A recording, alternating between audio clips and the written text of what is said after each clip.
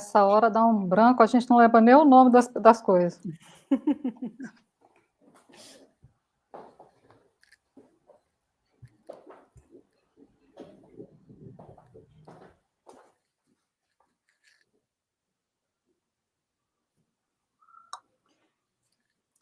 Muito boa tarde a todos. É um grande prazer e uma grande honra receber aqui nesta live dois convidados especiais e neste evento promovido pelo nosso Centro de Formação, Treinamento e Aperfeiçoamento, CEFOR, da Câmara dos Deputados, que tem realizado uma série de lives nesse período, né, que nós temos passado de trabalho remoto durante esse isolamento.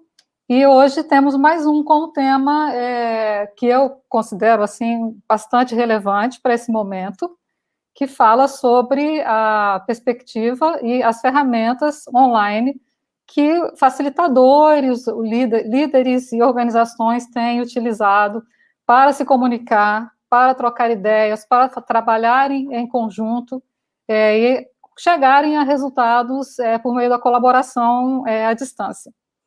E nós temos duas pessoas incríveis hoje aqui, que é a Suzana Monteiro Leonardi e o Rodrigo Narciso, ambos duas feras assim na área de inovação, na facilitação.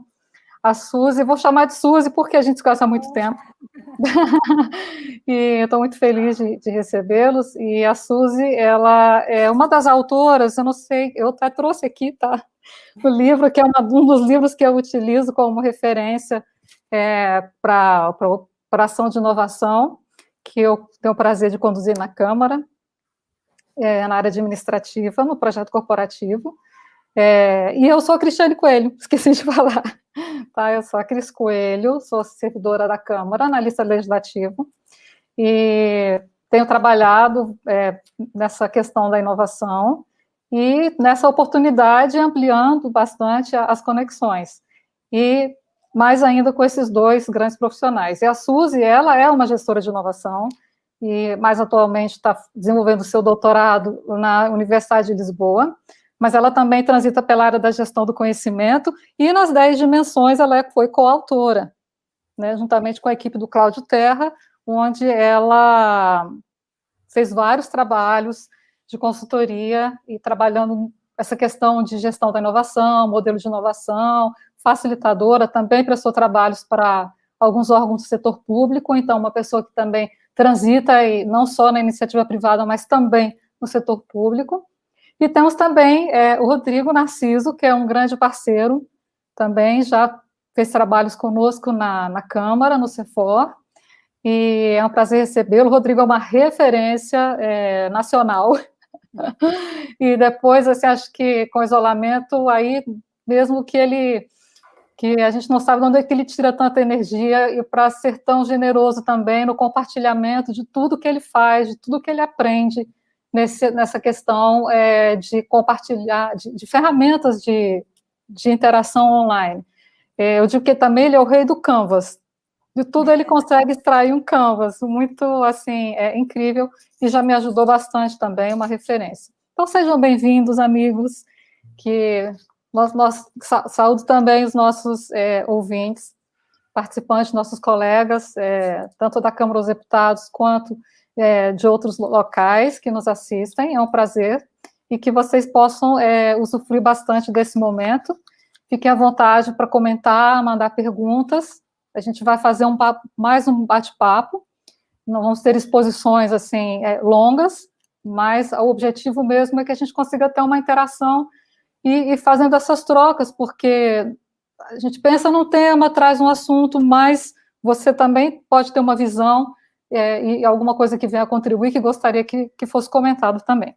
E o nosso tema, ele está voltado, como está lá o título, para essa parte de interação mediado por ferramentas online. Obviamente, escolher o título de uma live não é tão fácil, porque ou você enfoca muito e talvez cerceie muito o tema, ou ele fica muito amplo. Mas a gente focou nas ferramentas porque é uma necessidade que a gente tem por estarmos trabalhando remotamente, de como nos comunicarmos melhor, como produzirmos melhor, ou como produzirmos nesse período de isolamento. Eu, pelo menos, quando o isolamento começou, me vi assim, foi muito impactante, né, como acredito que tenha sido para todo mundo, mas para aquilo que eu fazia, que era uma facilitação presencial de oficinas envolvendo solução de desafios, que era uma coisa que nós vínhamos desenvolvendo muito bem, assim, a gente estava adquirindo essa habilidade, de repente a gente é interrompido, e será que vai ter como fazer isso remotamente? Então, começando a navegar, a estudar, percebi que eu não sabia nada, eu não sabia o que fazer nem para onde ir. E então a gente tive que me servir bastante das redes, e aí com o compartilhamento dos colegas profissionais facilitadores, que ajudaram muito para que eu começasse a estudar. Mas as lacunas percebidas nas competências online, foi muito grande, e então eu tive que respirar fundo e acalmar meu coração e tomar um tempo para uma nova curva de aprendizado, que nem sempre é uma decisão fácil, porque realmente você tem vontade, não, eu não estou mais querendo construir grandes curvas de aprendizado, mas eu quero confessar que até aqui tem valido a pena, e nós chegamos até aqui para essa live, por um assunto que eu estou absolutamente encantada também pela interação que os profissionais, pelo compartilhamento que tem ocorrido. Então, eu vou passar a palavra para os meus convidados, nossos convidados, para abordar esse tema, e eu queria primeiramente passar para a Suzy, porque, antes de mais nada, sem focar diretamente na questão da ferramenta em si, porque a ferramenta não cai, você, peguei a ferramenta, catou o bastão e saiu correndo para aplicar. Ela exige uma série de questões, principalmente questão do ser humano, das pessoas com que eu vou interagir. E como que é isso? De onde vem isso? De onde surgiu primeiro essa questão do trabalho remoto? Quando eu falo trabalho remoto, eu não estou querendo dizer o teletrabalho regulamentado, mas a interação remota, e início, meio e a perspectiva do futuro. Okay.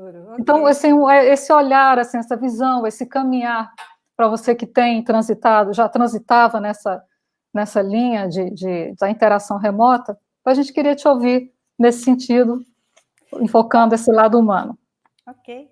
Bom, em primeiro lugar, muito obrigado por ter me convidado. Espero que seja útil a conversa que a gente vai ter. Quando a gente fala de colaboração online, a gente só fala de colaboração online exatamente porque a gente está trabalhando remotamente. Mas o trabalho remoto, como tendência, vem muito antes do que o momento que a gente está vivendo hoje, né? A gente já tem o trabalho remoto acontecendo, e os nômades digitais estão aí, né, como tribo, estão aí para provar. Hoje eu moro em Portugal, e aqui em Portugal a gente tem diversas pessoas de várias partes do mundo que trabalham para outros lugares, baseados aqui de Portugal, isso é muito comum, e isso cada vez mais deve acontecer. O que talvez tenha acontecido agora, nesse período difícil que a gente está vivendo, esse ano complicado, é que tudo foi muito acelerado, né? E aquilo que vinha sendo nutrido aos pouquinhos caiu de paraquedas na cabeça de todo mundo. E a gente precisou se adaptar a trabalhar assim, não só mais quem é nômade digital, mas quem costumava trabalhar na sua própria mesa de trabalho vai ter que trabalhar de casa, né? E isso, se a gente pegar as tendências que vêm, né, e que as tendências independem do momento que a gente está vivendo, são formas de ver a vida que vão mudando ao longo do tempo, que a gente chama de mentalidades, né, que vão mudando ao longo do tempo, a gente vai ver que tem de várias tendências, eu vou falar de duas. Uma tendência tem a ver com a tecnologia mesmo. Hoje a gente tem um acesso à tecnologia que é totalmente diferente do que a gente tinha alguns anos atrás. Isso mudou toda a forma da gente pensar a vida, desde a maneira como a gente usa o celular até a maneira como a gente trabalha e colabora online também. Mas, do outro lado, a gente também tem a questão do ser humano, a questão cultural, né, do trabalho remoto, que não é tão fácil como a questão da tecnologia. A tecnologia ela veio mais preparada para nos ajudar, mas nem sempre a gente está preparado, né, para a tecnologia como a gente queria, né, Cristiane? Quando você disse que me senti despreparada, bem-vinda, né? Eu também, e eu acho que quase todos nós. E isso é importante a gente entender que faz parte esse aprendizado, ele é acelerado, mas é um aprendizado. E eu queria compartilhar com vocês, antes da gente falar de tecnologia, que aí vou deixar para o Rodrigo, que é o craque no assunto, mas eu queria compartilhar com vocês duas tendências que eu acho que tem muito a ver com o momento que a gente está vivendo, que para quem é facilitador é muito importante tomar consciência delas, para poder fazer um bom trabalho à distância, um bom trabalho remoto. Eu já tive a oportunidade de facilitar workshops aqui de Portugal, com Belo Horizonte, por exemplo, com São Paulo, né? Isso ainda antes do período, antes desse ano, né? Mas é possível fazer, mas a gente sempre tem que pensar duas coisas. A gente tem que pensar que a gente tem a tecnologia ao nosso favor, mas a gente tem que pensar também que tipo de pessoa está do outro lado e como é que ela está se sentindo em relação a esse momento. Então, eu queria começar a falar um pouquinho sobre essas duas tendências. Uma é o que a gente chama de conexões ergonômicas ou ligações ergonômicas, né? Que são as novas ligações que são mediadas pela tecnologia. Hoje a gente vive num mundo que é muito mais conectado, com muito mais interação digital, né? Isso leva à facilitação de novos modelos de trabalho, novos modelos de educação, né? Um dos crescimentos maiores que a gente teve nesse período agora, nos últimos meses, foi a educação online, a educação à distância, né? Por outro lado, também, a gente teve uma exposição digital massiva de todos os canais possíveis, né? Todos os canais digitais, e tivemos que aprender essas competências todas de literacia digital a jato, né? Aquilo que a gente não precisava usar tanto, então não é só a questão de como é que usar as tecnologias de colaboração, mas todas as tecnologias de produtividade, de gestão do trabalho, né? Mas isso potenciou essas ferramentas, que não são de hoje também, essas ferramentas já existem há muito mais tempo, mas agora elas são muito mais necessárias. Isso do ponto de vista positivo da nossa tendência. Mas a gente também tem a questão negativa, né? Que é, primeiro, a sobrecarga de informação. As pessoas estão cansadas, né? Porque é muita informação digital que vem chegando, ela chega nem sempre totalmente filtrada e a gente tem que trabalhar com isso o tempo todo, né? Uma outra questão que acontece com essa maior interação digital que a gente tem é a falta de controle do nosso espaço e do tempo. O que é o tempo e o espaço do trabalho, o que é o tempo e o espaço do lazer, né? O conflito entre o pessoal e o profissional. Acho que hoje a gente consegue lidar melhor com isso, algumas pessoas mais, mas claramente, desde o começo do isolamento, diferenciar o momento onde começa o meu profissional, termina o meu pessoal, quando eu estou trabalhando em casa, os filhos passando na frente, né? O almoço por fazer, mudou completamente a forma da gente trabalhar, né? E acaba trazendo uma sensação de falta de privacidade, porque agora até a nossa casa é um espaço público, que é um espaço de trabalho onde a gente compartilha com as outras pessoas, né? Ao mesmo tempo, a gente tem uma autopressão pela produtividade, a sensação de que a gente podia produzir mais e é que ainda não consegue, né? Uma perda dessa relação face a face, que é tão importante quando a gente trabalha com projetos, quando a gente está trabalhando em projetos em equipe, né? Uma outra coisa que a gente percebe muito é a questão da visibilidade da falta de literacia digital. Então, a dificuldade que algumas pessoas ainda têm de trabalhar nesse mundo digital, porque não era necessário. E agora, em 3 meses, precisamos aprender muito rapidamente, né? Ao mesmo tempo, o trabalho virtual acabou também aumentando o nosso número de reuniões virtuais, que junto com essa relação que a gente perdeu face a face, faz com que a gente fique mais cansado, a gente fique exausto da necessidade de concentração mesmo, que é muito maior agora, e um pouquinho da sensação de isolamento. Eu não sei se quem está assistindo já passou por alguma dessas situações, mas essas situações são realmente comuns, né? Isso acaba levando o quê? Né? E que é importante para o facilitador virtual ter consciência disso. As pessoas estão mentalmente mais cansadas. Então, quando a gente vai preparar um workshop, a gente vai preparar uma oficina, a gente precisa lembrar disso, que a pessoa está cansada, né? O estresse é maior. Algumas pessoas podem ficar também embaraçadas pela falta de literacia, e a gente precisa ser sensível a isso, né? E que os novos aprendizados vão acontecendo aos poucos, ninguém nasceu sabendo, e a gente também não nasceu sabendo, e a gente precisa se dar um pouquinho, ter paciência conosco mesmos, né? Para que a gente possa aprender que a gente possa ter paciência para aprender, isso é muito importante. Do outro lado, a gente tem uma outra tendência, que é uma tendência de redesenho do estilo de vida, né? E que também foi absolutamente acelerado, né, agora nesse tempo de isolamento.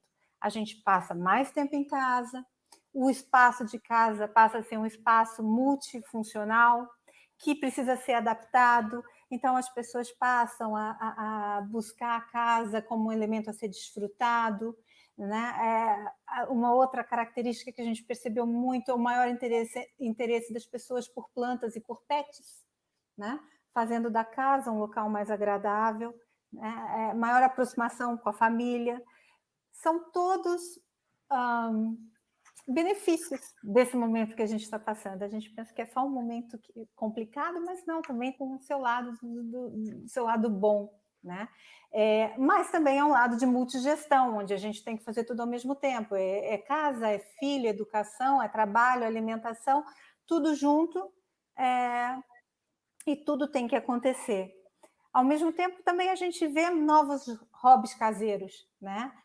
O que a gente brinca, né? Que começou uma pandemia, que todo mundo começou a fazer pão em casa, ou a cozinhar, ou a trazer as atividades de fora para dentro de casa, né?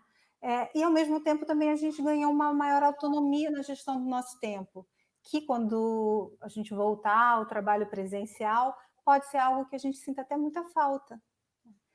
Pelo lado ruim, a gente tem também um aumento da ansiedade, um desmantelamento da nossa rotina, que precisa ser reconstruída. Alguns já conseguiram, outros ainda não. E o facilitador virtual também precisa pensar nisso, né?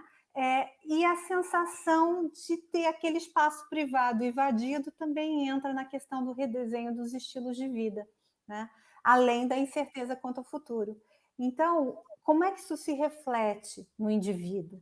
Uma busca pelo autocuidado, uma busca por momentos de reflexão, por momentos de meditação, uma busca por equilíbrio, por tentar equilibrar esse momento, mesmo que em casa, o momento do trabalho, do momento do lazer, da família, do momento profissional, né? E o que a gente chama de detox virtual, aquele momento assim que eu preciso sair do virtual, que eu preciso desconectar, desligar, para conseguir no dia seguinte começar de novo, né? E isso é muito importante antes da gente começar a falar de tecnologia, porque ou de ferramenta de colaboração, porque entra o papel do facilitador virtual aqui é muito importante. Mais importante, eu diria, que a ferramenta que você vai escolher, porque tem várias, né? Ele precisa ter muita empatia, né? Ele precisa perceber muito como é que estão as pessoas que estão participando daquela oficina, né? Daquela sessão. A importância da questão lúdica para minimizar o cansaço, né? A importância de fornecer o tempo necessário para as pessoas compreenderem, né? O objetivo da sessão, né? Uma compreensão desse estresse, dessa ansiedade que todos nós temos, né? Conseguir ser sensível às diferenças de literacia entre uma pessoa e outra, né? Tentar deixar as pessoas o máximo possível confortável, mesmo que elas não conheçam a ferramenta, né? Dosar o tempo não pode ser o mesmo tempo que a gente tem que entender que na colaboração online os tempos são diferentes da comunicação real, e estimular a interação entre os participantes, né? Equilibrando as atividades e a interação entre eles. Eu acho que, acima de tudo, Cris, eu não sei o que você acha, Rodrigo, sobre isso também, a importância do carinho, né? De acarinhar o outro, de entender esse momento e acarinhar a gente também, né? Entender que a gente está num momento diferente, que a gente está num momento de aprendizado, e que a gente não vai saber tudo, né?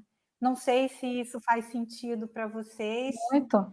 Eu acho que era uma boa introdução para, antes de falar de tecnologia, a gente lembrar que tem alguém atrás do computador, né? E que a gente precisa atender essa pessoa.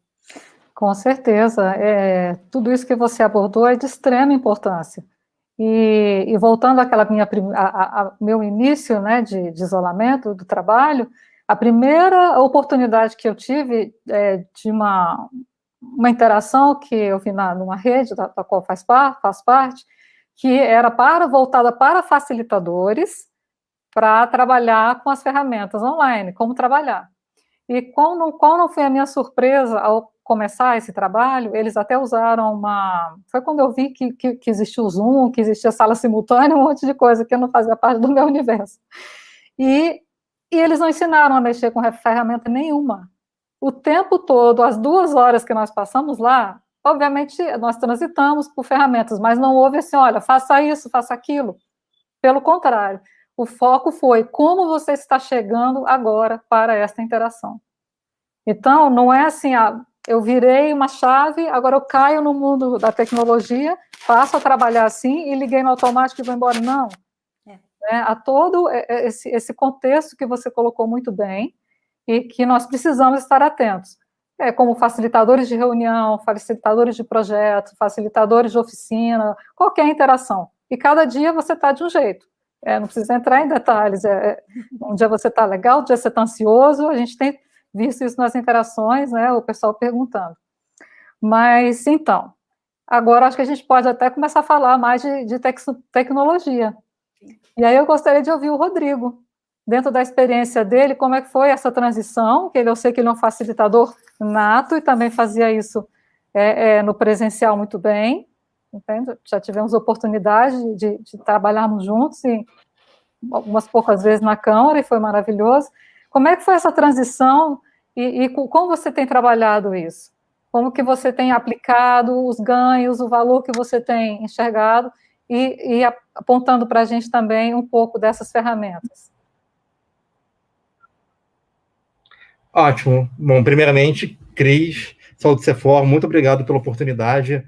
Boa tarde a todas e a todos que estão aqui assistindo. Foi ótimo as palavras da Suzana, grandes reflexões, não só para os tempos de hoje, mas eu acho que são questões que vão perdurar, tá? Porque são coisas mais perenes do que esse contexto, que a gente está falando de pessoas. E aí tem uma coisa bem interessante, pegando justamente esse início da fala, que é o seguinte, primeiro, nenhuma transição é fácil. E a gente teve que fazer várias transições muito rápidas. Eu estava até me lembrando uma coisa, quando você estava falando, que nos grupos de Design Thinking, participo de várias, se você falasse de Design Thinking, que é uma abordagem que é altamente colaborativa, com foco no ser humano, de empatia, que você tem que ir lá, e você falasse que ia fazer um Design Thinking remoto, não, isso é impossível, Design Thinking não tem nada a ver com remoto, as pessoas têm que se olhar, têm que se pegar, têm que estar junto. Hoje, beleza, tá todo mundo fazendo Design Thinking remoto. Então, veja que interessante. Então, acho que a primeira coisa que nós temos nesses momentos de ruptura, principalmente nos momentos de crise, é justamente o seguinte: como é que nós nos adaptamos a esses novos contextos? A gente fala muito de mundo VUCA, né? Do mundo volátil, incerto, complexo e ambíguo, né? Que significa o acrônimo. Mas beleza, a gente falava muito, só que agora a gente está num momento de alta ruptura, de alta volatilidade, de mudanças muito rápidas. E aí, pegando justamente esse gancho de histórico, assim como você, Cris, eu sou um facilitador de presencial. Sou pedagogo de formação, trabalhei muito fazendo facilitação presencial, tem um monte de post-it, canvas e tal. E um belo dia, todos aqueles post-its que estão lá em casa, né, não servem para mais nada. Por quê? Porque eu não consigo estar com outra pessoa para ela escrever o post-it e colar na parede ou no canvas. Então, é bem interessante o seguinte, como é que é essa transição? Ela foi fácil? Não. E a primeira barreira, ela tem a ver com o seguinte: que tipo de ferramentas a gente precisa trabalhar para a gente conseguir recuperar os objetivos que a gente quer da facilitação. Então, tem uma coisa muito boa, que até vou colocar no chat o link. Eu até tinha escrito um artigo lá para o Unidos Lab de Santa Catarina, que falava justamente de 10 lições aprendidas sobre facilitação. E apenas uma delas fala de ferramenta. E aí, justamente, domine suas ferramentas. Por quê? Só uma. Porque o centro da facilitação, como a Suzana falou, ela tem um aspecto humano. E ela tem um aspecto também de objetivos. Ponto. Facilitação, por mais que você faça um ambiente lúdico, por mais que você faça atividades que procurem criar um elo, um raporte, uma empatia, por mais que você crie um ambiente leve, facilitação não é para ser divertido. Facilitação é para a gente chegar num objetivo. Seja de uma reunião, seja de um projeto, seja de uma aprendizagem. Então, novamente, como é que a gente adapta as ferramentas e, principalmente, a necessidade de novas interações humanas nesse contexto para que a gente chegue nos nossos objetivos? Uma coisa que eu falo até nesse artigo, que eu acho bem legal, é o seguinte: quando a pessoa está vindo com você para uma facilitação, seja uma reunião de trabalho, seja numa oficina, seja num projeto, seja num treinamento, ela está dando para você a coisa mais escassa que ela tem, o recurso mais perecível que ela tem, porque não volta, chamado tempo. E tudo é um trade-off. No tempo que a gente está numa reunião improdutiva, é um tempo que a gente poderia estar fazendo algo que fizesse mais sentido. É algo que a gente poderia estar, por exemplo, conseguindo fazer uma outra atividade do nosso bem-estar, que a gente poderia estar com a nossa família, e a gente está perdendo tempo num lugar, num ambiente de interação humana que não gera valor nenhum. Então, a facilitação, ela tem primeiramente esse objetivo de como é que a gente consegue chegar em coisas que façam sentido para as pessoas numa construção coletiva. Facilitador não ensina nada. Para isso, quem ensina, professor, instrutor. O facilitador nada mais é do que alguém que ajuda as pessoas a construírem coletivamente algum resultado para chegar no objetivo. E aí vai uma coisa bem interessante. Por que eu faço questão de trazer um pouco essa introdução? Porque aqui é justamente o ponto que eu quero chegar. Quando a gente mudou as nossas formas de interação do presencial para o remoto, a gente mudou a maneira de se comunicar. Qual foi o grande primeiro desafio? Como nós podemos manter o resultado que a gente precisa chegar num modelo de interação novo com ferramentas que a gente não conhece, ou que a gente mal usava. Então, uma coisa muito interessante, trabalho no Instituto de Projetos da ANAC, a gente até um pouquinho antes de começar o isolamento, a gente começou a experimentar com o Miro, que é justamente uma ferramenta para uma plataforma colaborativa. Ele simula um quadro branco, ele simula um ambiente de uma sala enorme, uma parede enorme em branco, na verdade, em que você pode colar post-it, pode colar um quadro, pode botar imagem, pode botar vídeo. E aí a gente começou a adaptar aquilo que era do remoto. Aqui tem um exemplo aqui. Isso aqui é um quadro interativo, mas não é de oficina, é, na verdade, de um evento. E, aliás, vou até mandar o link para vocês, porque aí tem muito material legal sobre facilitação remota, sobre ferramentas, sobre exemplos, sobre casos. Então, aqui é um ambiente de interação, não é um ambiente de oficina. Então, olha como é que você pode utilizar a ferramenta para criar um espaço de interação que você não teria no ambiente presencial. Porque a ferramenta, e aí eu gosto de falar que eu sou ferramenteiro, porque um ferramenteiro mesmo é aquele que domina suas ferramentas para adaptar aquilo que as pessoas precisam. Quando você é escravo das ferramentas prontas e que você não entende o contexto nem quando aplica, realmente você não consegue ter um elemento fundamental que é você criar valor para as pessoas. As pessoas sentem alienadas do processo. Quando você entende a necessidade das pessoas e adapta as ferramentas, você consegue fazer coisas basicamente infinitas. E mais do que isso, que faça sentido para as pessoas. Então, o Miro, como o próprio comunicação que a gente está tendo hoje pelo StreamYard / YouTube, ou pelo Zoom, ou pelo Teams, ou pelo Blue Jeans, ou pelo, não sei o nome da ferramenta, igual o Google Meet, o WhatsApp faz grupo, chamado do Facebook.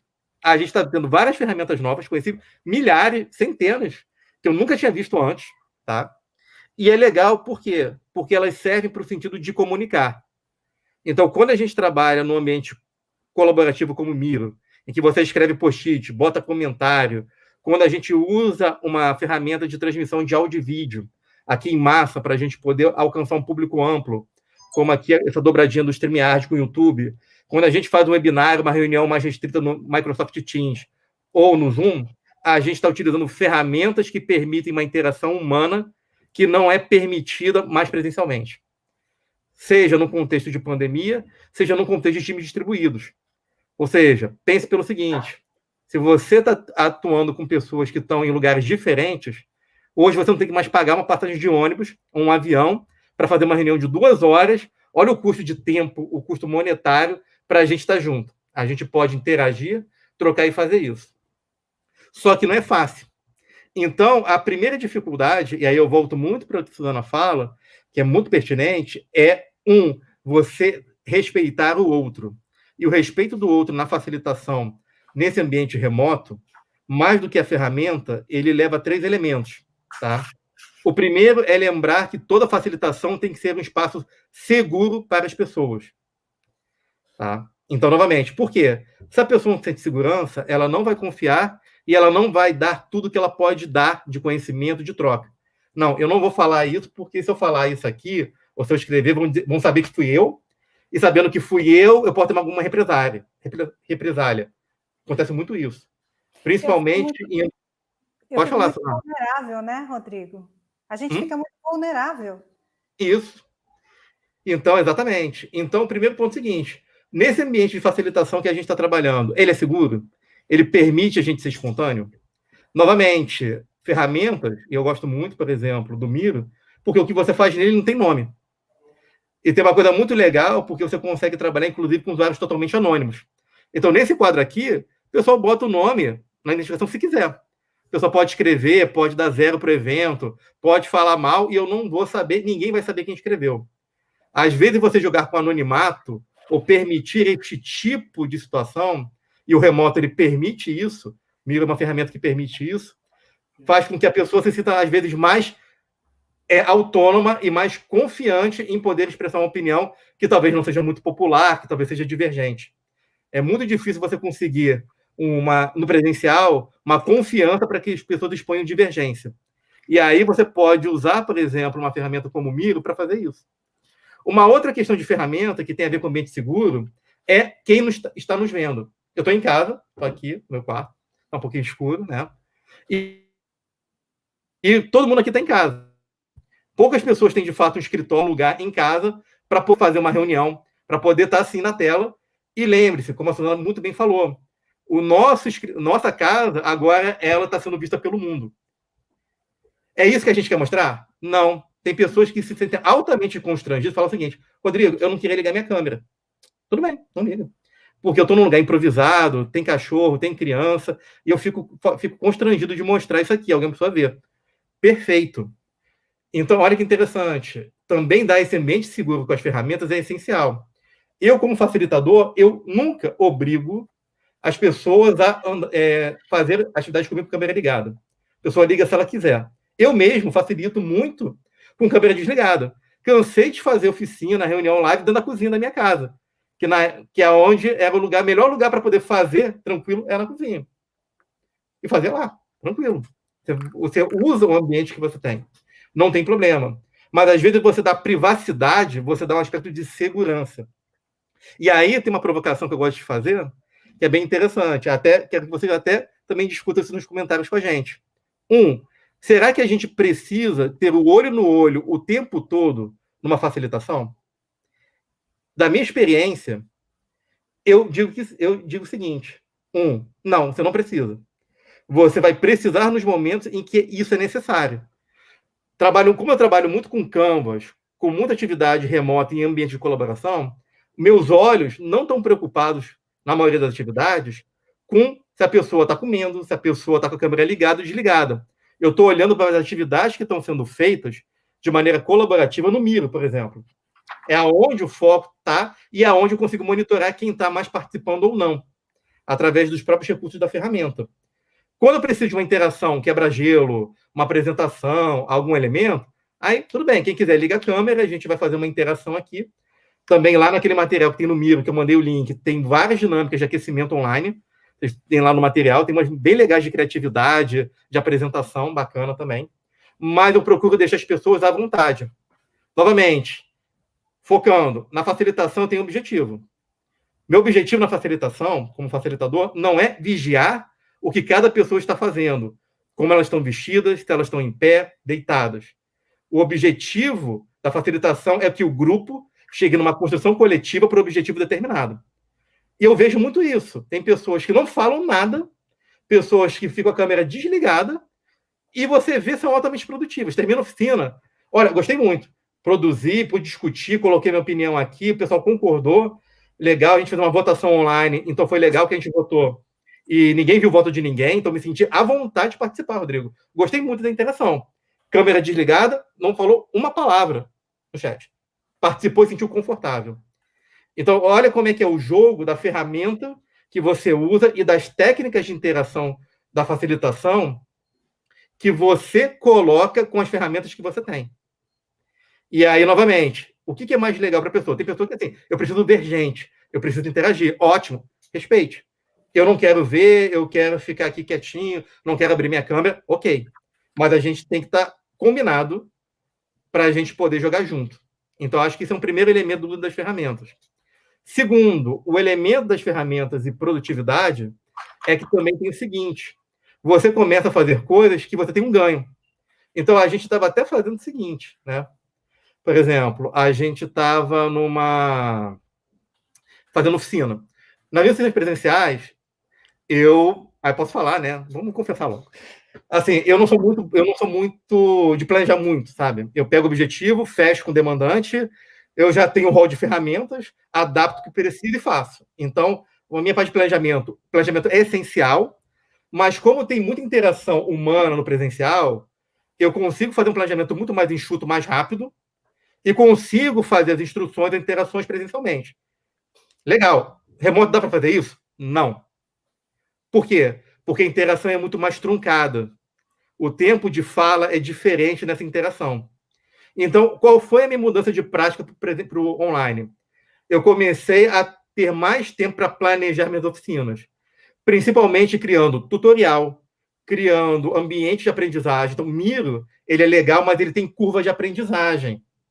Então, assim, é fácil você fazer um post-it no Miro, mas se você quiser fazer alguma coisa mais elaborada, você leva um tempo para aprender.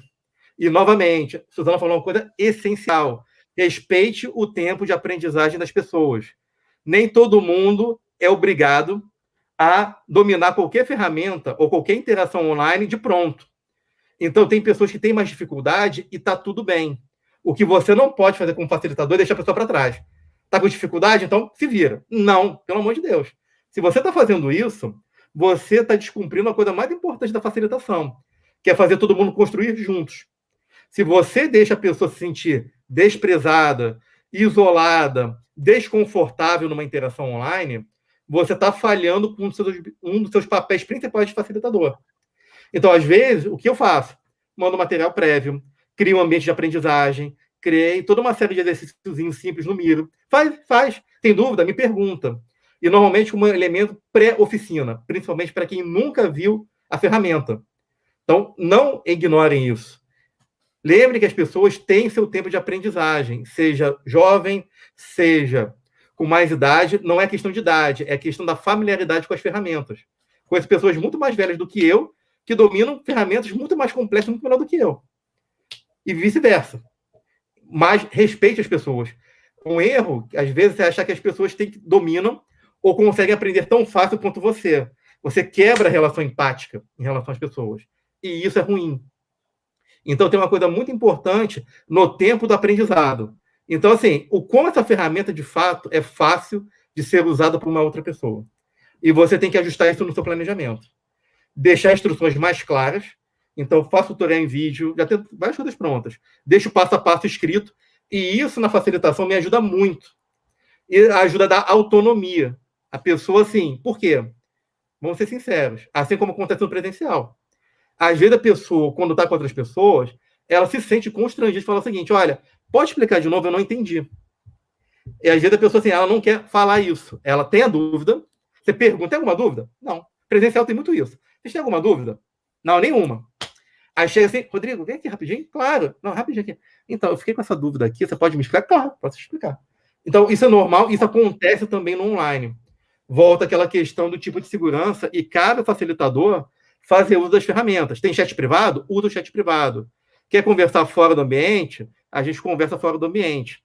Tudo para fazer com que as pessoas se sintam confortáveis. E a partir daí, das ferramentas, você tem que ter um elemento muito claro. Como a Cris falou, eu gosto de trabalhar muito com Canvas. Então, por quê? Porque o Canvas nada mais é do que um quadro visual que ele roteiriza perguntas que têm que ser respondidas. Então, se você olha um Canvas de modelo de negócio, quais são as perguntas que você tem que responder? Botar lá no post-it. Quem é o fornecedor? Como é que eu faço minha receita? Quem é meu cliente? Como é que é a atividade?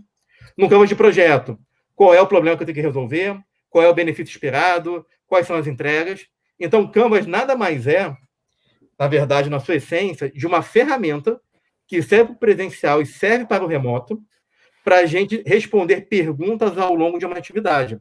E aí você pode usar técnicas de escuta ativa, você pode usar técnicas de interação, de debate controlado, de debate mais aberto, para fazer essas configurações. Até a gente estava conversando no grupo de teletrabalho, que boas práticas de teletrabalho, lá no grupo da Rede Nova Gov, agora há pouco. Aí a pessoa começou a falar: não, vamos reduzir a reunião, faz não sei o quê. Eu uso o Canvas de matriz de deliberação, que é uma maneira da gente poder trabalhar numa ferramenta que serve para o remoto. Você bota lá no Miro, todo mundo bota o post-it, e a gente vai tendo claramente para todo mundo qual é o ponto de pauta, o que está sendo discutido, o que foi decidido, quem é o responsável e quando vai ser feito. Marta, pode falar, Suzana. Vou pedir aqui. Você diria que, na verdade, a gente, de uma certa forma, na facilitação, a gente está sempre buscando encontrar uma narrativa que seja comum, construir juntos uma narrativa que vai do problema até a solução? Assim, eu concordo, mas eu não diria do problema até a solução. Eu gosto muito, o Sam Kanner, que o grupo dele que criou o livro de facilitação para grupo, ele fala o seguinte, né? Não é nem problema e solução, ele fala: eu tenho um tópico, tem que chegar a uma decisão. Então, a narrativa é mais do que problema e solução, porque você pode ter facilitações infinitas. Então, na verdade, você faz o seguinte: eu tenho que partir de um ponto, um tópico comum a todo mundo, e aí o grupo, aí eu concordo plenamente com você, constrói a narrativa para chegar numa decisão. E decisão, ela pode ser unânime, pode ser consenso, pode ser votação. O pessoal pode fazer 50 mil maneiras de decidir. Mas a jornada da divergência para a convergência, ela é invariável do presencial para o remoto. O que muda são as interações. É impossível você conseguir você ter, por exemplo, todo mundo conversando ao mesmo tempo. No online, ninguém se escuta. No presencial, você vê 3 grupos fazendo conversa paralela e todo mundo lá está se entendendo. Você só consegue fazer seletivizar a escuta e só escutar com a pessoa que está conversando direto. No online, a gente não consegue fazer isso. Então, o controle do tempo de fala, ele é bem interessante para a gente poder fazer isso. Do tipo, então novamente, você levantou a mão. Legal, parei, não dá para levantar junto. Chamou, vamos fazer? Quem é que quer mais falar? Então, vamos fazer uma pequena ordem? Todo mundo vai poder se expor? Ou então a gente escreve todo mundo primeiro e pega o que foi escrito primeiro e a gente debate no que foi escrito. Vamos fazer isso? Vamos. Então, tem várias maneiras da gente construir essa narrativa para a gente chegar naquela questão. Por quê, Ana? Como você bem sabe, você é muito experiente também nisso, que as pessoas às vezes lembram mais do processo da construção do que propriamente no resultado. Então, às vezes, as melhores lembranças são do processo, não é nem do resultado. Então, só mostra como é que essa jornada colaborativa ela é construída. E aí, até para a gente passar para a Cris, para a gente até pegar as perguntas do público, tem uma coisa interessante seguinte, que ao mesmo tempo em que hoje eu passo mais tempo preparando o ambiente virtual, também consolidar está muito mais fácil. Sim. Então, o Miro, ele ajuda muito. A gente fez lá no Conexão, na terça-feira a gente fez uma oficina de card sorting, né? Uma dinâmica de organização de cartões para a construção do nosso site. Então, a gente fez uma oficina remota, né? Então, até pessoas que estão aqui, que participaram da oficina, que estão aqui assistindo a gente. E aí, quando eu construí toda a modelagem, eu já fiz de forma que acabou a oficina, gerei o PDF e já saiu pronto o resultado. O que ajuda muito. Então, na verdade, o que eu vejo muito, você tem o seguinte, né? A gente tem aquela questão de que o planejamento, para mim, está sendo muito maior, mas, em compensação, pós-oficina, a consolidação está sendo muito mais rápida. E, para finalizar a minha fala, pensar o seguinte, o que eu acho? Eu também converso com vários facilitadores. Mesmo que a gente volte, e quando a gente voltar a oficinas presenciais, esta marca das ferramentas vai permanecer. Eu acredito muito que a gente vai seguir para o modelo híbrido. Novamente, quem já fez oficina para transcrever post-it na mão para fazer relatório, quando você vê aquela organização linda e bonitinha no Miro, em que você não tem que decifrar caligrafias incompreensíveis, você fala o seguinte, não quero mais nada.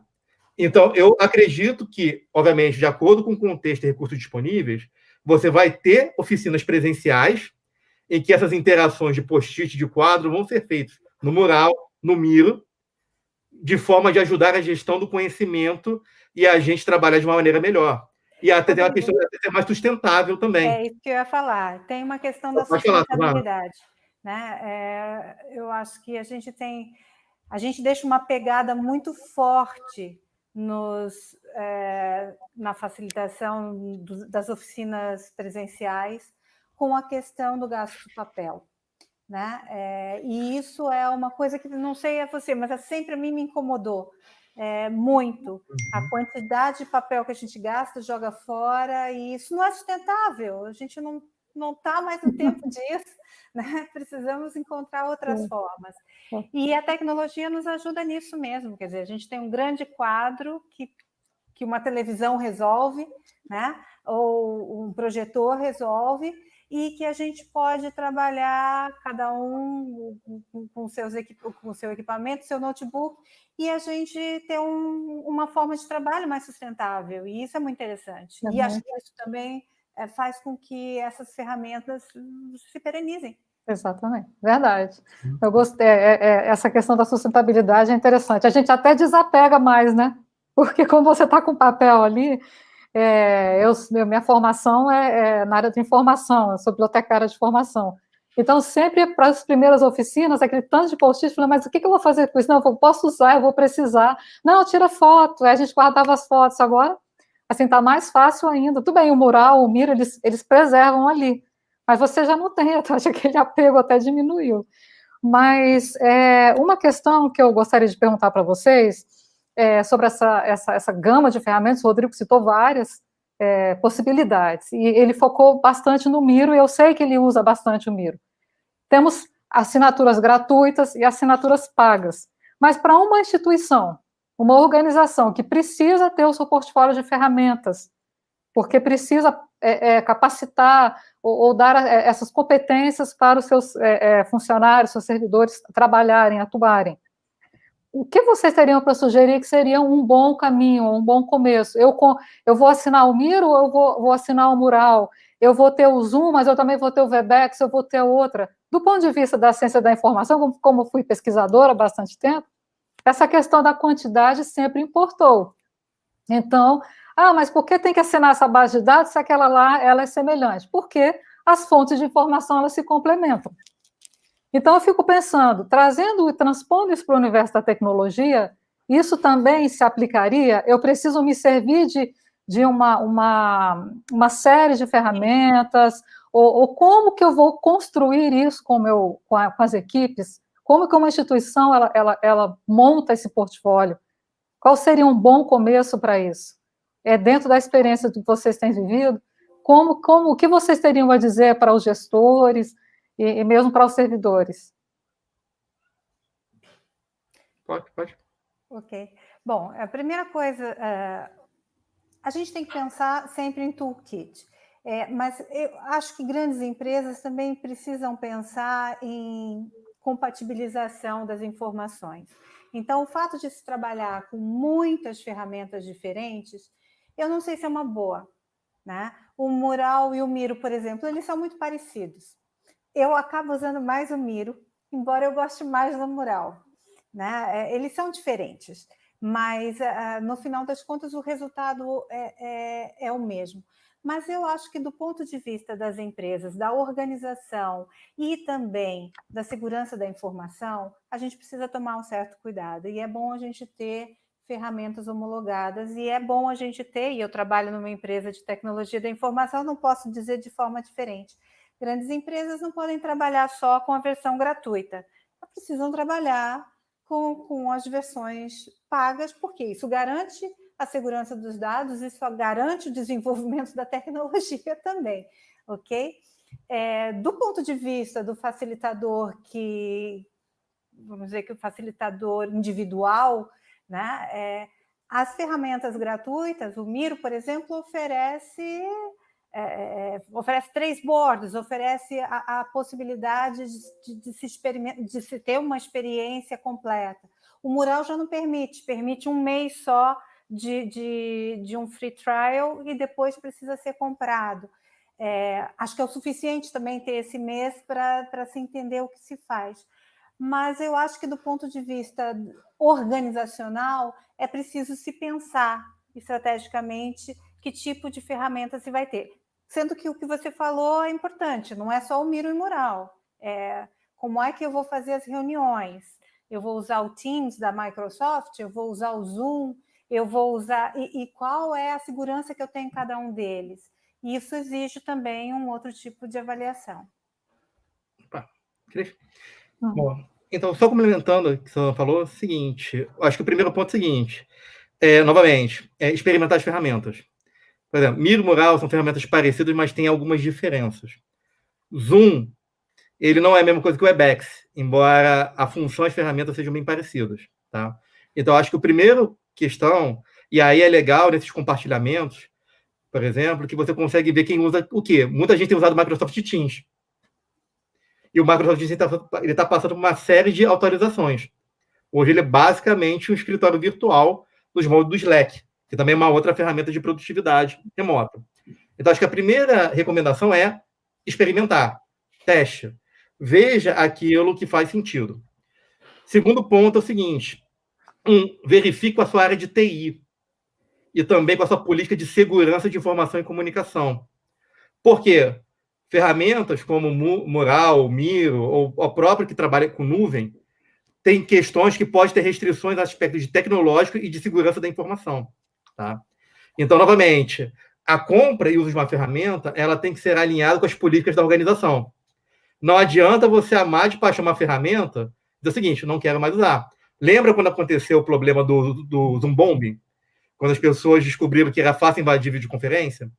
Uma hora dos órgãos públicos falou o seguinte, está proibido o Zoom. O Zoom fez uma série de melhorias desde então, mas muita gente fala o seguinte, não pode fazer reunião com o Zoom.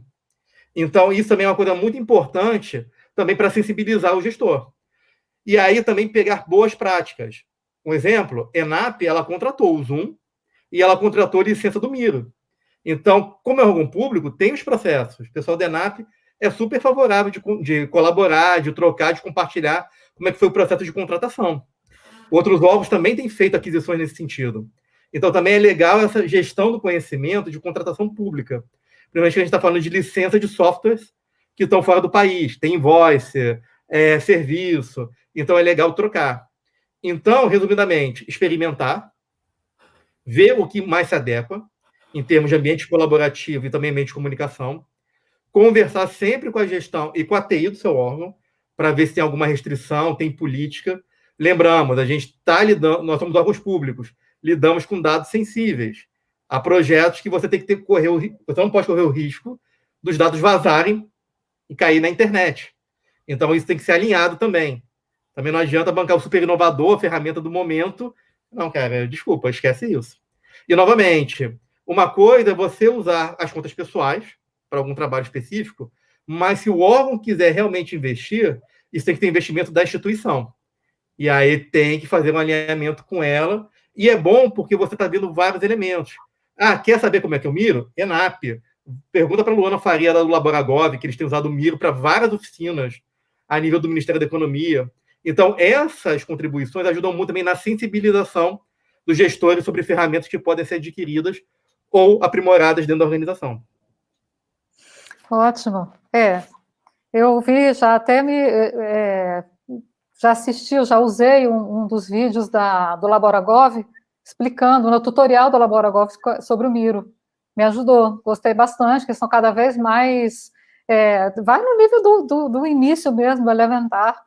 A gente tem que começar do começo, né? Não adianta achar que eu vou chegar lá e já vou conseguir construir inúmeros bots se eu não passei pelo que eu tenho que passar, que é pelo começo. E tem muito tutorial, Cristiane, tem muito tutorial de como usar essas ferramentas no YouTube, e elas são muito simples. É como o Rodrigo falou, se a gente experimenta e usa internamente, às vezes com a nossa equipe, ou com um projeto pequeno, não precisa ser... Hoje, por exemplo, eu trabalho com pesquisa. Nós fazemos todos os insights da pesquisa, nós guardamos no Miro. Não é um workshop em si, não estou fazendo design thinking, mas a gente prefere organizar as informações daquela forma. Então, acaba sendo uma ferramenta muito multiuso. Versátil, né? Muito versátil. Legal. Queria mudar só um pouquinho o foco agora, porque tem uma pergunta bastante interessante, voltada para esse universo das empresas e da sociedade, com relação ao momento que vivemos, que, como vocês bem colocaram, acelerou a transformação digital. E estampou também, como você falou várias vezes, da literacia, né, desse letramento para a tecnologia. Isso acelerou, então, ao mesmo tempo em que beneficiou uma parte da sociedade que já nasceu nessa era da tecnologia, ela trouxe consequências um pouco mais drásticas, né, para os que não têm esse letramento ou que não estão nessa perspectiva de construírem essa curva de aprendizado. Por mais que a gente fale, né, como a gente estava conversando ontem sobre a modernidade líquida, né, que o Bauman apresenta, mas, assim, como que as empresas estão lidando com essas pessoas que estão ficando marginalizadas por não conseguirem ou não estão aptas? Como que vocês teriam algum exemplo? Porque isso está ligado, logicamente, ao uso das ferramentas, às políticas que as empresas adotam, o próprio governo, mas nós sabemos que tem muitas pessoas que elas não estão se engajando. Na verdade, a gente estava vendo que isso já era um movimento, e nós escutávamos palestras, a tendência, o futuro, as pessoas têm que se capacitarem, porque a transformação digital, competência digital, etc. Mas com esse aceleramento, essa aceleração que nós tivemos, abrupta, como que você que está na Europa também, Suzy, e o Rodrigo, que atua também em vários âmbitos, no Brasil, vários estados, como é que as sociedades ou as empresas mais desenvolvidas estão lidando com isso? Bom, é preciso recapacitar. Portugal tem um programa governamental, inclusive, de recapacitar profissionais, voltando esses profissionais para a literacia digital e para a tecnologia da informação. E sem isso, eu acho muito difícil que daqui para frente, nos próximos anos, a gente tenha realmente uma força de trabalho que esteja apta, a cada dia mais, né? Eu acho que nós vamos... A questão do codificar ou a questão de lidar com as questões de tecnologia de informação vão ser importantes, tanto quanto é importante aprender o português, ou aprender a matemática, ou aprender hoje o inglês, e isso vai ser parte do aprendizado de toda criança daqui para frente, né, no futuro. Mas hoje em dia nós vamos passar sim por um gap e eu não sei te dizer o que acontece com a quantidade de pessoas que não têm essa formação. O que a gente devia fazer e o que as empresas deviam fazer é recapacitar ou capacitar os seus profissionais o máximo possível nessas tecnologias. Elas vão ser... É inexorável, elas vão ser extremamente importantes para tudo que a gente for fazer da vida. Obrigada, Suzy. Rodrigo? Eu também vejo um desafio, novamente, novas competências, tem sempre aquelas emergentes, né? Aquelas que surgem. Eu acho que para a gente, setor público, ainda tem uma questão até bem crítica, porque tem o seguinte, né?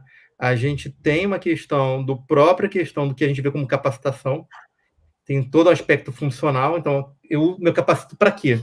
Me capacito para cumprir o requisito de progressão e promoção, por exemplo, ou me capacito para as necessidades que eu tenho na minha função laboral, ou seja, no que ajuda e o que é feito, né? Então, ele tem toda uma questão dos subsistemas que a gente trabalha em gestão de pessoas, na administração pública federal, que é justamente quais são as competências que a gente precisa trabalhar. Principalmente nessa questão desse andar e dessa letramento digital que a gente está trabalhando. A OCDE, ela usa isso como uma das competências de skill de inovação. Mas eu acho que não é só para inovação. O letramento digital, ele vai estar presente para todo mundo, inclusive para quem a gente faz o nosso serviço de política pública. Novamente, tem uma questão, não adianta a gente botar a nossa página na internet e ela tá numa linguagem que ninguém entende.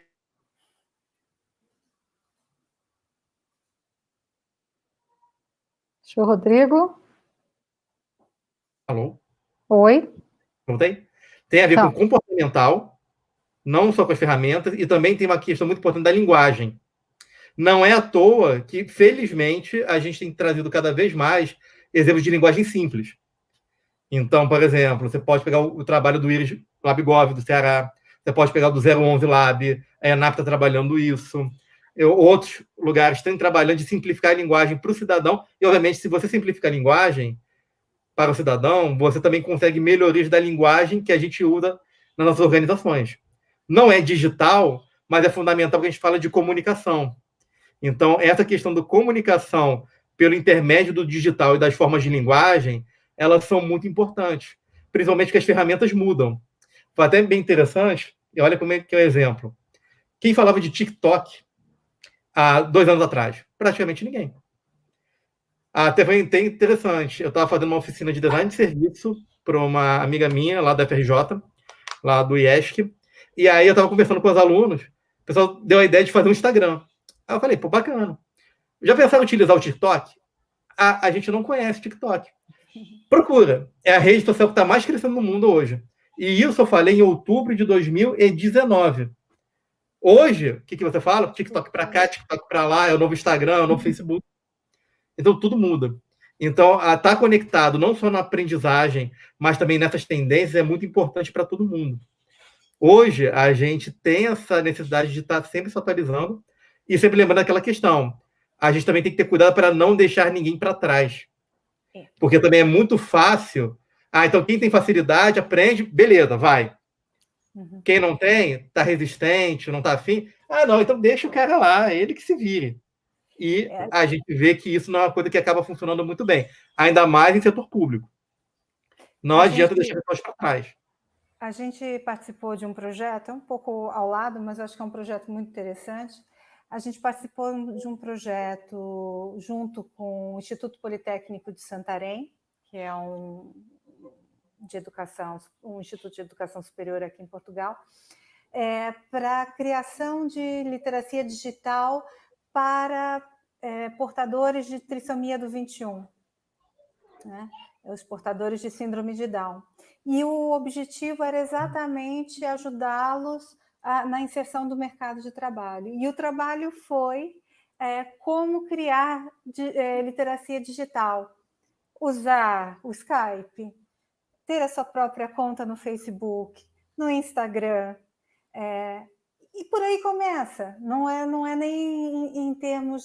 Porque esse é o mundo em que as pessoas vão viver, e esse é o mundo do trabalho. Então, se a gente quer incluir as pessoas no mercado de trabalho, é por aí que a gente tem que começar, né, nas ferramentas digitais.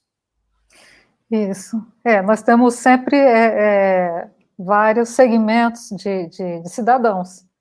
E realmente compete mesmo o governo, né, e as instituições, por meio até das suas ações de responsabilidade social, e trabalhar com vários focos. Muito, muito interessante esse exemplo que você trouxe também, Suzy. E eu queria agora, falando desses segmentos, porque você tem aí essa parte do letramento digital, mas também você tem os letradíssimos. Você tem o Rodrigo, e de repente você está muito acelerado, você está bem à frente do que as instituições estão fazendo.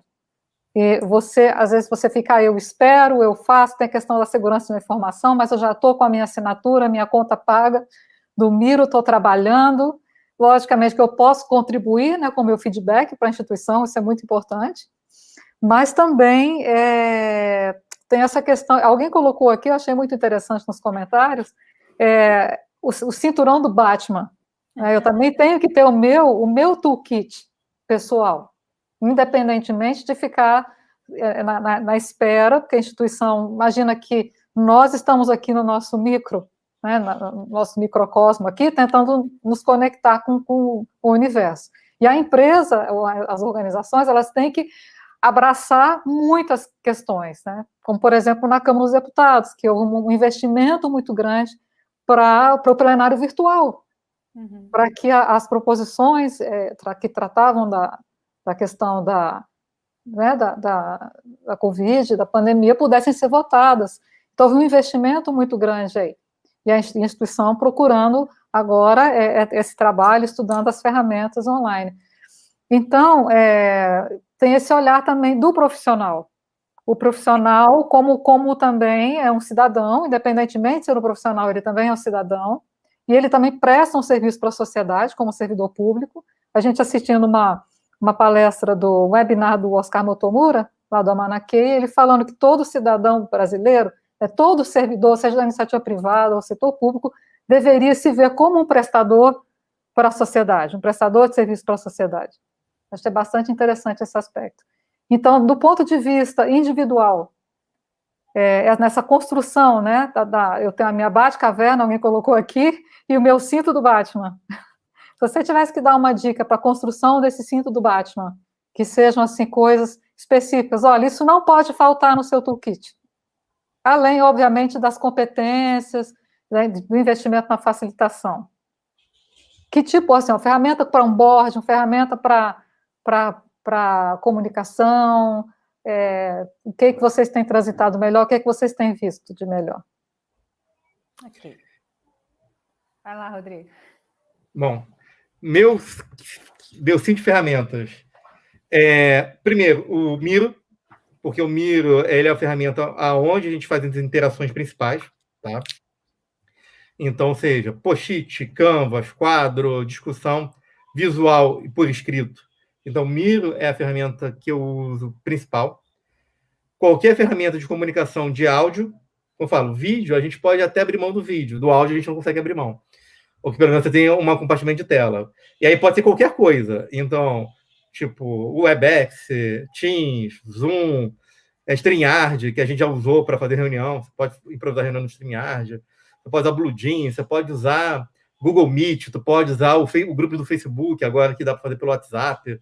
Então, ferramentas de comunicação, as mais básicas, que é a gente botar um monte de pessoas juntas para falar e se ver, você tem várias. Gosto muito do Discord. O Discord ele tem o estigma de ser, mas aqui é só para gamer.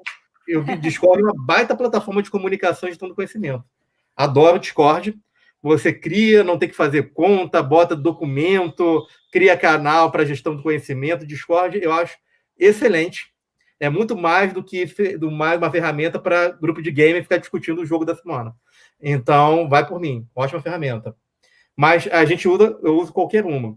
Uma outra coisa que eu gosto de utilizar muito para atividades de pré-oficina e assíncronas é formulário. É bem interessante, às vezes, numa oficina, você já mandar algumas perguntas prévias no formulário, você coleta, baixa numa planilha e já chega lá com algum material para o pessoal trabalhar. Você economiza tempo, porque você já tem algum elemento prévio de conhecimento para você trabalhar. Então, formulários ajudam muito. Não despreze o poder da wiki. Então, se você tem uma wiki interna na sua organização, use-a. Ela é ótima para trabalhos colaborativos. O próprio SEI, você pode utilizar isso para trabalhar colaborativamente o documento. Se você puder utilizar um Google Docs ou até um documento compartilhado no Office 365, é ótimo. Às vezes não precisa nem de reunião, nem de oficina. Você pega o documento, coloca lá, gente, vamos sentar aqui e contribuir, fazer sugestão? Vamos. Às vezes só isso resolve. Então, são ferramentas que estão no meu cinto de utilidades, né? Que ajudam muito nessa questão de colaboração. Bom, então vamos lá. Em termos de tecnologia, sinceramente, eu sou agnóstica. Quer usar o Miro, usa. Quer usar o Mural, usa. Os dois são bons.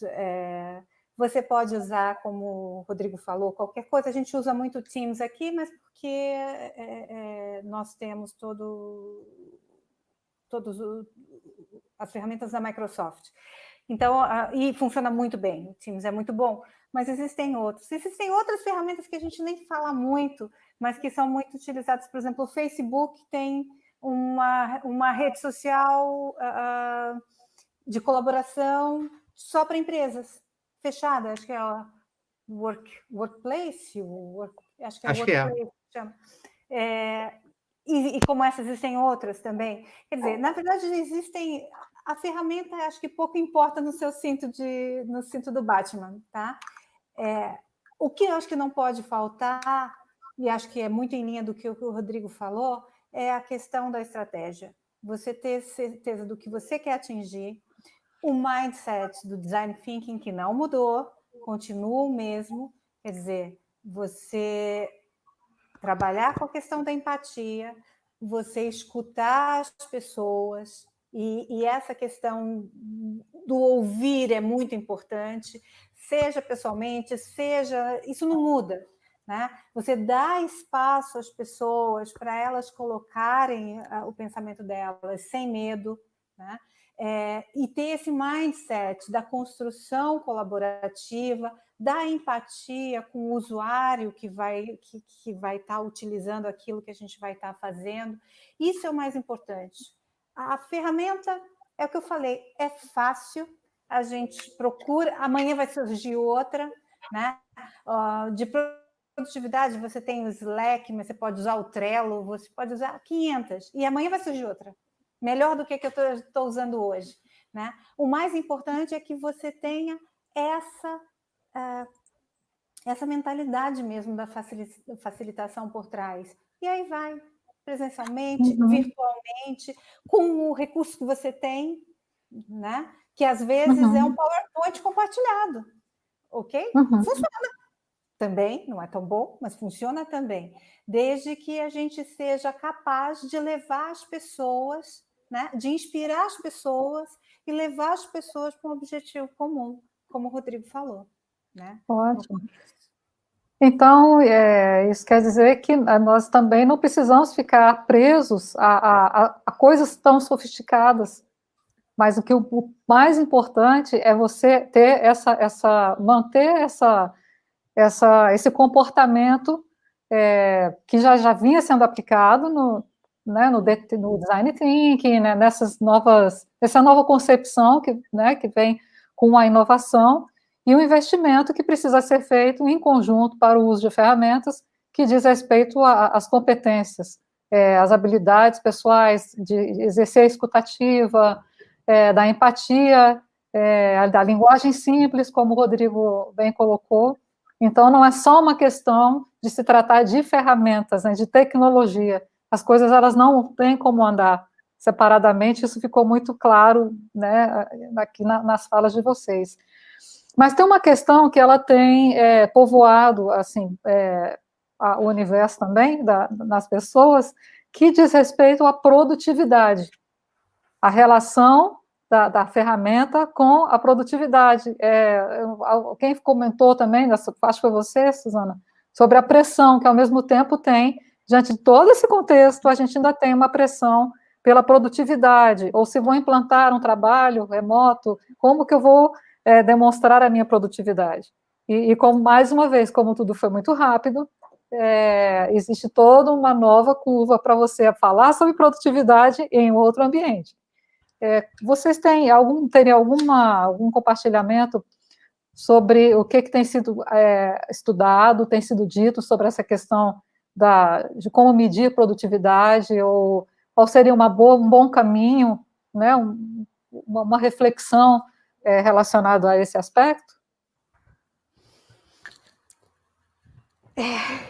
Bom, de novo eu falo paciência, né? Não dá para exigir de que num mundo novo, de uma forma nova, com uma estrutura que não é melhor, que a gente seja o super-homem, a Mulher Maravilha, e que a gente seja capaz de produzir necessariamente o que a gente produzia antes, ok? E eu acho que a gente tem que ter um pouquinho de paciência com a gente mesmo, né? Dessa questão do autocuidado, isso é importante. Mas, por outro lado, e também tentar entender que não vai ser trabalhar até as 10, 11, meia-noite, que a gente vai compensar, e todos os dias que a gente vai compensar isso. Mas, por outro lado, a produtividade é importante, né? E a gente sabe disso, tem o trabalho que está sendo feito. Acho que hoje, para a maioria das pessoas, já fica mais simples, a gente já aprendeu um pouquinho como lidar com isso. Acho que no começo do isolamento foi pior, e a ansiedade era muito maior também. Mas acho que a questão a gente precisa fazer o trabalho da gente, isso é importante, mas a gente também tem que ter paciência com a gente, que a gente está num mundo novo. E isso a gente tem que levar em conta. Rodrigo, você gostaria de acrescentar alguma coisa? Porque, assim, eu acho que a primeira coisa é o seguinte, né? Eu acho que a questão da produtividade, ela passa uma questão seguinte: qual é o resultado que a gente precisa obter? Eu acho que a crise, e aí é uma provocação mesmo, da questão do trabalho remoto, é porque para você ter um trabalho de fato remoto, um trabalho, digamos, sem as restrições do relógio de ponto, você precisa ter objetivos, entregas e resultados muito bem claros e que possam ser medidos. Por quê? Porque se ele não é medido, ele pode ser desproporcional. Você pode começar a exigir um resultado que é humanamente impossível de fazer, aí a pessoa está trabalhando 60 horas e não entrega nada. Por quê? Se você não sabe medir, se você não sabe definir o que é uma entrega aceitável para o esforço que é necessário para que ela seja feita, e com a força de trabalho que você tem disponível, você vai colocar metas que são totalmente reais. Então, acho que esse é o primeiro ponto. Tá? E aí é um pouco daquela questão. Não vai ser a ferramenta de produtividade, não vai ser a técnica de facilitação, não vai ser isso que vai resolver o problema, porque é um problema estrutural. É um problema do que a gente não consegue fazer ou tem dificuldade de dizer o seguinte: isso aqui é um resultado aceitável. E uma outra coisa também de provocação é que, novamente, é o seguinte: e aí você pode pegar a cultura do Spotify. O pessoal chama de modelo Spotify, mas o Spotify não tem modelo, gente. O Spotify tem cultura. E a cultura do Spotify ela é baseada em 2 elementos: produtividade, autonomia e responsabilidade. Então, ou seja, ninguém fica cobrando se a pessoa lá do Spotify está no escritório ou online ou não. Mas é pactuado, então você tem autonomia de resolver meu problema, de entregar um produto. Está pactuado? Beleza. Qual é a métrica desse resultado? Tal. Está pactuado? Ok. Faz. Legal. Está com dificuldade? A gente ajuda. Tem o papel do Scrum Master para isso. Lá. E aí você entrega. Mas é pactuado de uma forma em que você dá autonomia com responsabilidade. Qual o problema quando você não tem? Aí volta para o ambiente seguro. Se você não tem ambiente de confiança, se você não consegue estipular uma métrica de resultado que seja adequada com a necessidade e capacidade da sua equipe, o que acontece? Você não tem nada. Aí o que você começa a exigir? Olha, gente, então é o seguinte, vocês estão em teletrabalho, mas tem que saber se vocês estão trabalhando ou não. Então é o seguinte, olha, 10 horas da manhã, todo mundo liga a câmera e vai ficar com ela ligada 1 hora para eu poder ver vocês trabalhando. Então você tem que ficar, olha que legal. Ó, eu vou marcar uma reunião só para fazer um check-in, para saber o que vocês estão fazendo. Ó, vocês têm que mandar, quando eu mandar um e-mail para vocês, ó, tem que responder em até 1 hora. Porque aí a gente começa a não fazer o quê? Acompanhamento de resultado, nem produtividade. Você não está acompanhando nem resultado. Você está acompanhando a vida das pessoas. Porque aí, e aí eu tenho um artigo genial do André Tamura, se puder compartilhar, que ele mandou ontem. Você está trazendo o escritório para casa, você não está trazendo trabalho. A mentalidade do trabalho remoto não é a mentalidade do escritório. E essa, até do escritório, digamos, lá de você ficar sentado na cadeira e contar as suas horas, até isso já é muito questionado. Então, eu acho que é uma provocação também em relação a isso. Assim, produtividade é importante? Afinal de contas, a gente está elaborando. E, como nós somos servidores públicos, o nosso resultado do nosso trabalho ele é para o benefício da sociedade. Ele não é benefício para o nosso acionista ficar mais rico. Ou a gente, se a gente for dono da empresa. O nosso trabalho, ele tem o resultado, a produtividade do nosso trabalho, ela volta em valor público. Mas, então, produtividade é bom. Agora, chamar de produtividade simplesmente você tacar o chicote nas pessoas, não ter métrica, não ter resultado, cobrar um esforço de trabalho irreal para uma jornada de trabalho que a pessoa normal, a pessoa ficar doente, não é produtividade, gente. Isso tem 1000 nomes, mas não é produtividade, não é resultado. Tá certo. Ok, meus queridos, temos que caminhar aqui para o nosso fechamento. E como falamos de várias questões relacionadas ao uso dessas ferramentas, o uso de tecnologia, a parte humana, foi extremamente rico. O que vocês teriam para deixar para as pessoas que nos assistem, para nós, sobre, vocês falaram de tendência, que é uma tendência que não, né, é uma coisa que não tem volta. O que vocês teriam para deixar como mensagem para todos nós? Se é a tendência, o que nós temos que aprender, como é que nós teríamos que nos comportar, como que a gente pode olhar para esse futuro, nesse contexto todo que a gente tem vivido, e independentemente, tem um fato, aconteceu, as coisas mudaram, a gente tem mais ouvido que muitas coisas não vão voltar a ser como eram antes. Então, qual que é a perspectiva, qual é essa visão para o futuro? Primeiro é viver, né? Não tem jeito, a gente se adapta, né? Como eu falei, a gente ter carinho com a gente, carinho com o outro, e entender que as coisas mudaram. E olhar com otimismo, porque a gente tem pela frente, né?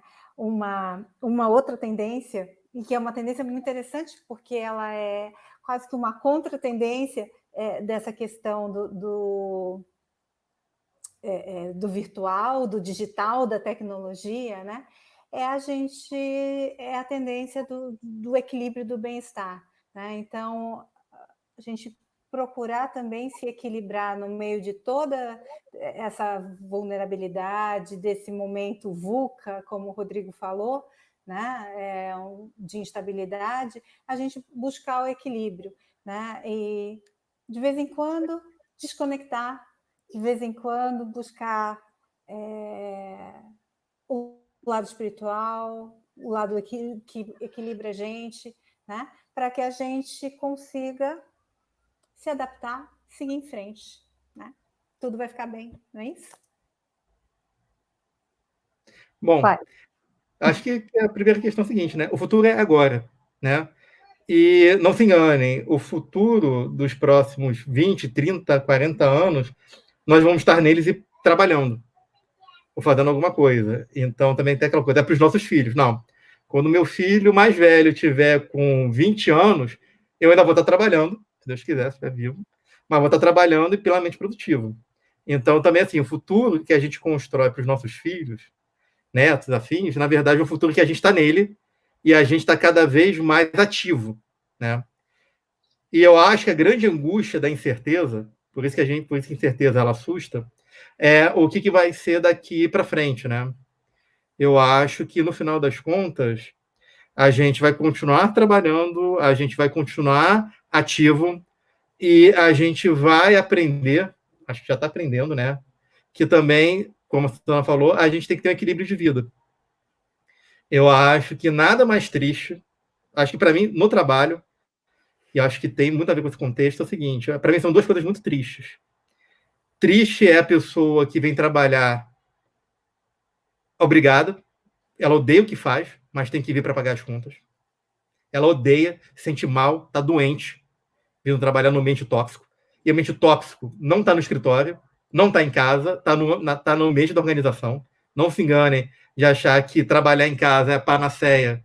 E o pessoal está vendo isso muito agora, que trabalhar em casa é bom. Depende. Às vezes tem pessoas que estão adoecendo em casa.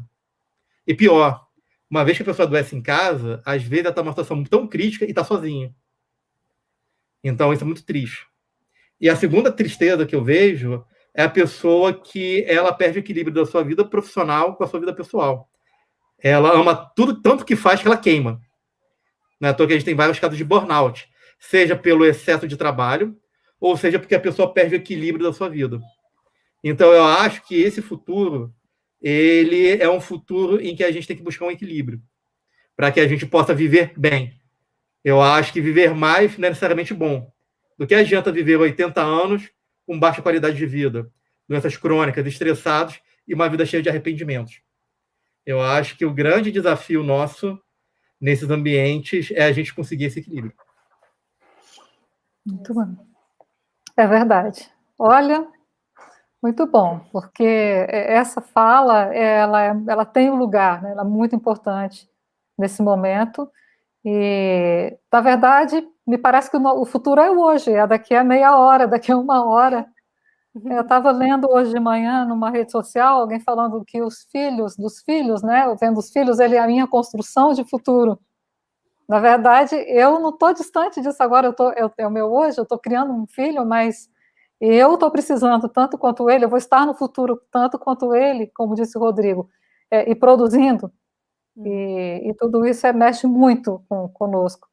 Mas é isso, é o que esses eventos que acontecem, eles vêm para deixar coisas conosco, que ou podemos caminhar para o bem, ou sofremos algumas consequências não tão bacanas, mas eu espero que essa live ela tenha contribuído também, tanto para o positivo, né, e para a reflexão, e para que nós possamos levar todo esse contexto, esse tempo da transformação digital também, de uma forma leve, nos respeitando o nosso tempo, respeitando os nossos limites, e deixando isso muito claro, encontrando esse espaço que cada um tem na sociedade, nas instituições, cada um no seu tempo, sem perder aquilo que vocês falaram, a responsabilidade.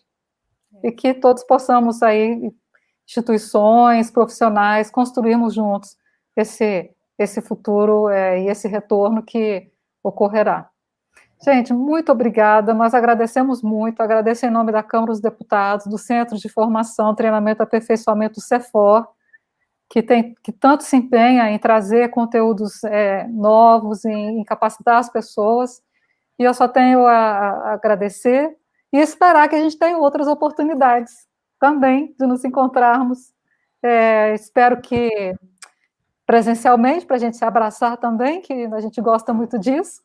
Mas, enquanto isso, a gente vai ficando aqui com os nossos sorrisos, né, o nosso olhar carinhoso para todos os que estão em volta de nós, todos os nossos colegas de trabalho, familiares, que é isso que nós estamos precisando no mundo.